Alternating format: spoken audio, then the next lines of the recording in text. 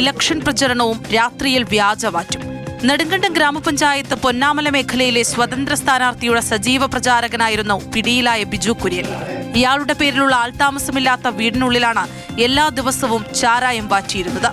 5 litre വാറ്റുചാരായവും 25 litre കോടയും വാറ്റുപകരണങ്ങളുമാണ് excise സംഘം പിടിച്ചെടുത്തത്. ഇവിടെ നെടുങ്കണ്ടം പൊന്നാമല ഭാഗത്ത് നടത്തിയ പരിശോധനയിൽ ഇന്നലെ 5 ലിറ്റർ ചാരവും കോടയുമായിട്ട് ബിജു കുര്യൻ എന്നൊരാളെ ക്കെതിരെ കേസെടുത്തിട്ടുണ്ട്. ഇലക്ഷൻ കണക്ക് കൂട്ടി മറ്റ് ആളുകൾക്ക് വിതരണം ചെയ്യുന്നതിനായി വാറ്റ് സൂക്ഷിച്ചതാണ് എന്നാണ് വിവരം ലഭിക്കുന്നത്. കൂടുതൽ ആളുകൾ ഇതിൽ ഉൾപ്പെട്ടിട്ടുണ്ടോ എന്ന അന്വേഷണം തുടങ്ങിയിട്ടുണ്ട്.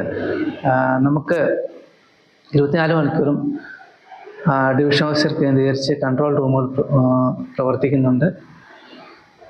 വിവരങ്ങൾ അതിലേക്ക് കൈമാറാവുന്നതാണ്.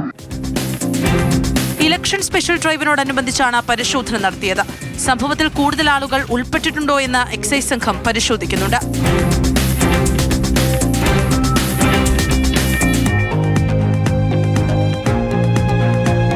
മാതൃഭൂമി ന്യൂസ്, കുമളി.